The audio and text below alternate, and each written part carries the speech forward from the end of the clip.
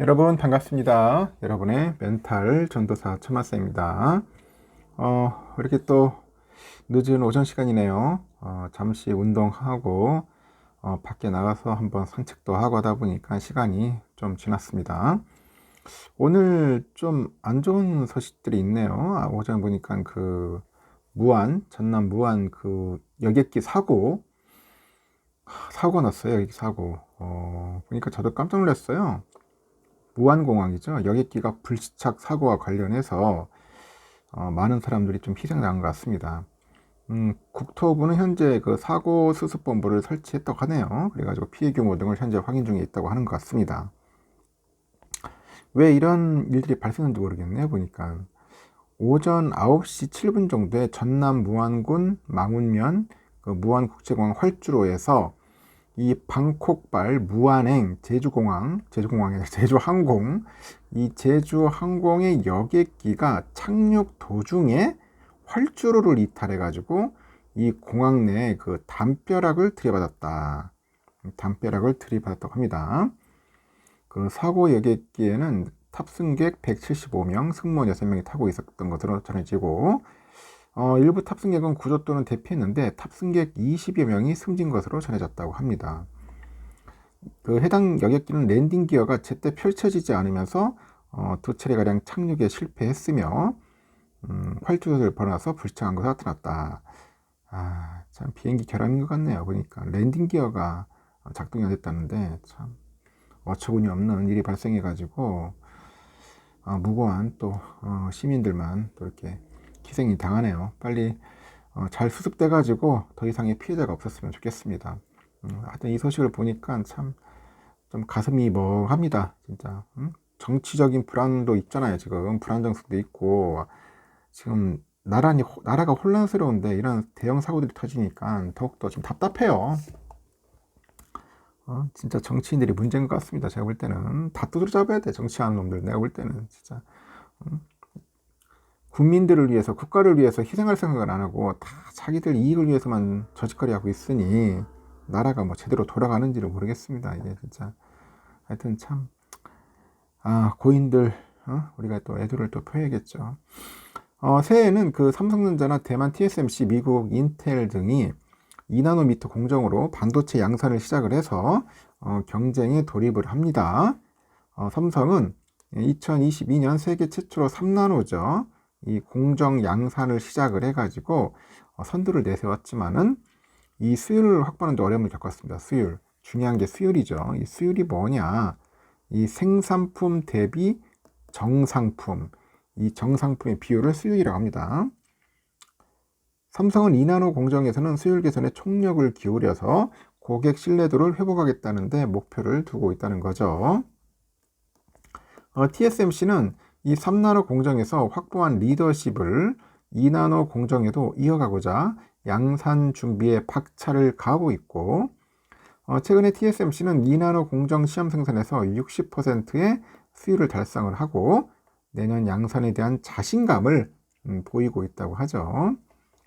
삼성은 3나노의 실책을 인정을 해요. 그래서 2나노에서 경쟁력 그 회복을 위해서 기술 개발에 전력을 다하고 있다고 합니다.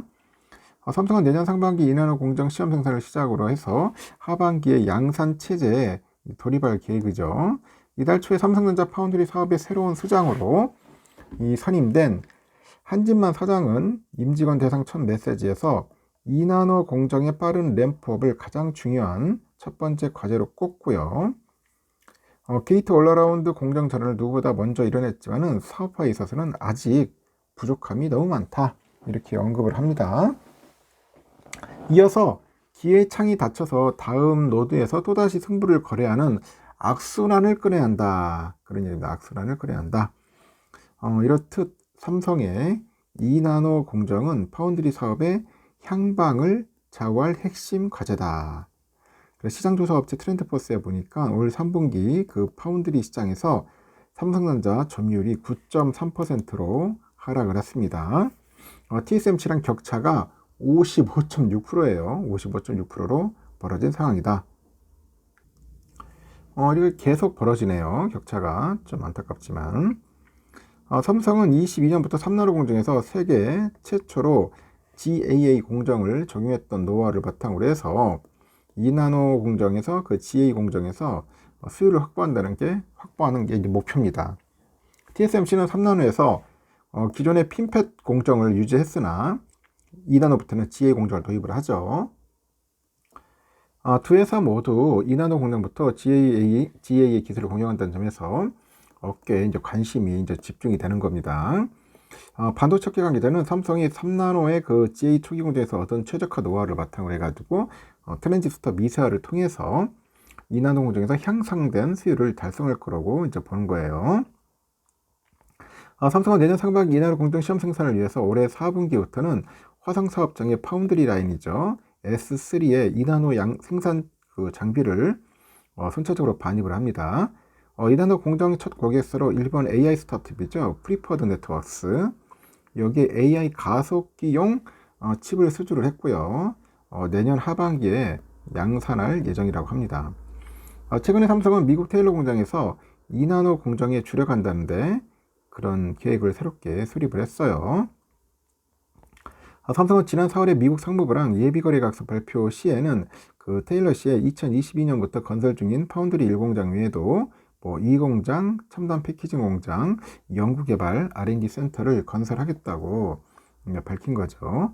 그런데 삼성은 지난 20일에 미국 정부로부터 반도체 보조금을 확정 지으면서 미국 테일러 팹의 생산 계획을 2,4나노 대량 생산에서 2나노 대량 생산으로 이제 변경을 합니다. 첨단 패키징 팹 투자는 보류하기로 결정을 했어요.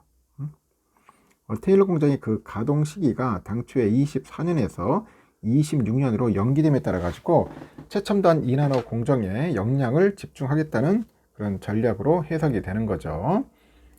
또한 미국에서 파운드리 패키징을 턴키 서비스를 제공할 계획이었는데 내년 하반기 양산 예정인 HBM4부터 외주 파운드리랑 협력하기로 결정을 하고 미국의 패키징 팹 시설 구축 일정을 재조정한 것으로 분석이 됩니다. TSMC는 최근에 2나노 시험 생산에서 60% 수율을 확보했고요. 25년부터 본격적인 양산 체제에 돌입할 예정이라고 합니다. TSMC는 대만 신주과학단지 그 바오산 지역에 20팹에서 2나노 생산을 시작을 해가지고 이후에는 타이중 중부과학단지 신규 공장에서도 26년부터 단기적으로 대량 생산 개시할 계획이고요. 미국 애리조나 공장에서도 2나노 공정 도입을 예정합니다. TSMC는 애리조나주에 650억 달러 투자해요. 그 세계 반도체 공장을 건설 중에 있고 25년 초에 그 가동 예정인 1공장에서는 4나노 제품 생산하네요. 그리고 28년 완공 예정인 2공장에서는 2나노하고 3나노 그런 공정이 도입이 됩니다. TSMC는 2나노 공정의 고객사로 애플을 확보했고 애플은 아이폰 17 탑재 예정인 AP에서 2나노 공정을 적용할 계획이라고 합니다. 그리고 애플은 앞서서 23년 출시된 아이폰 15 프로 시리즈에도 TSMC 3나노 공정이 적용된 A17 AP가 탑재된 바가 있어요. 그러면 인텔은 올해 2나노 공정 양산 계획을 백지화하고 내년에는 1.8나노급 공정 양산에 주력합니다. 인텔은 올해 중순에 20A 공정 시범 생산에서 고객사 프로토콜의 테스트를 통과하지 못하다 보니까 대량 생산에 적합하지 않다고 판단해서 과감하게 적기로 했고 대신에는 18A 공정에 총력을 기울여 가지고 아마존 웹 서비스나 마이크로소프트 등 6개 기업을 고객사로 확보했다고 합니다. 일본의 라피더스는 내년 4월에 2나노 공정으로 시험 생산을 시작으로 해서 27년부터 본격적으로 양산에 들어가요. 라피더스 사장은 지난 18일 기자간담회에서 처음으로 극미세 공정 필수 장비죠. EUV 노광 장비를 반입했다고 발표했고 현재 건설 중인 팹은 88% 정도 진척된 수준이라고 합니다. 내년 시험 가동 후에 대량 양산 그런 라인을 구축해서 27년에는 2나노 파운드리 기업으로 도약할 것이다. 그런 이야기를 합니다. 라피더스는 22년 11월에 도요타, 소니, 키오시아, NTT, 소프트뱅크 등등 해가지고 8개 기업이 각각 10억엔을 출자했어요. 그래가지고 설립한 반도체 기업입니다. 라피더스.